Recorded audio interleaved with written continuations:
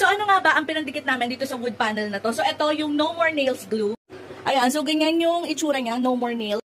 So bumili na ako ng 6 kasi naubusan nga ako last time, 4 yung binili ko last time. And ayan, kung bibili kayo ng ganito tapos magdidikit kayo ng ganyan na napakaraming wood panel, ayan. Yung isang haba na yan, kulang yung binili ko na 4. So kung kayo medyo malaki yung padan na paglalagyan nyo or pagdidikitan nyo, mag-extra na kayo. Kasi itong No More Nails glue, medyo may hangin na kasi to kaya mukhang madami. Pero onti lang yung laman niya since ito ay 100 grams lang. Pero may 300 grams na ganito. Ito, ginupit ko na to kasi kailangan tong i-push-push. Nahihirapan kami. Medyo, hindi kayo ganun kalakas katulad ko.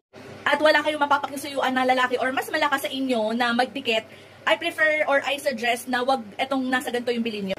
Ito na lang yung bilhin nyo. Though, syempre, mas makakamura kayo kapag mas malaki agad yung binili nyo. Pero less hassle kasi gugupitin nyo lang to, itong dulo, tapos rekta na. Unlike dito sa 300 grams, ito, ang hirap niya talaga. Ginupit ko pa kung wala nga kayo ng pang-push. Tapos, ayan, pinukpok-pok ko siya. So, ang hassle niya talaga, lalo kung babae yung gagawa or magdidikit. So, itong No More Nails glue, hindi lang siya basta pang wood. Meron din, or pwede din kayong magdikit ng iba pa. Gamit itong No More Nails glue. Sobrang dikit niya talaga. Imagine nyo, solid glue yan. Ay, solid wood yan, pero nakaya niya. So, mabigat yan, di ba? Mabigat.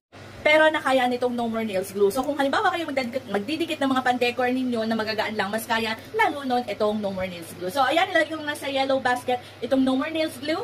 Tapos itong mga wood panel, whether it's parang wood talaga or PVC, lalagay ko na lang dyan lahat. Check out na!